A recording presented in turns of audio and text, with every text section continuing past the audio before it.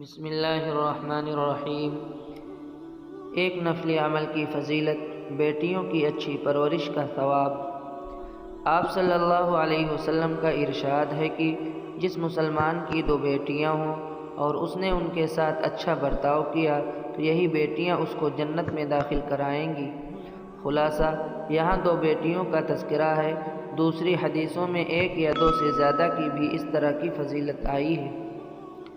ایک گناہ کے بارے میں مرد و عورت کا ایک دوسرے کی نقل کرنا۔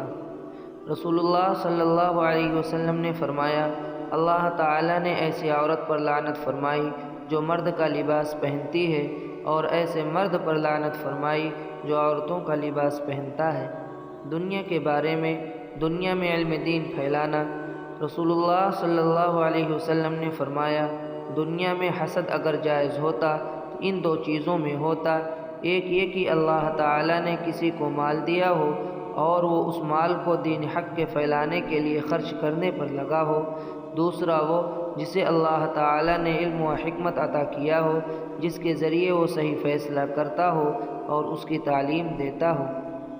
آخرت کے بارے میں، جہنم کی 4 دیواری کی موٹائی۔ رسول اللہ صلی اللہ علیہ وسلم نے فرمایا، جہنم کی 4 دیواریں ہیں، ہر دیوار کی موٹائی 40 سال چلنے کے برابر ہے۔ قرآن اور طب نبوی سے علاج۔ دل کے دورے کا علاج۔ حضرت سعد بن ابی وقاص رضی اللہ عنہ فرماتے ہیں کہ ایک مرتبہ میں بیمار ہوا، رسول اللہ صلی اللہ علیہ وسلم مجھے دیکھنے کے لیے تشریف لائے اور اپنا ہاتھ میرے سینے کے درمیان رکھا تو رسول اللہ صلی اللہ علیہ وسلم کے ہاتھ کی ٹھنڈک میرے سینے میں پھیل گئی۔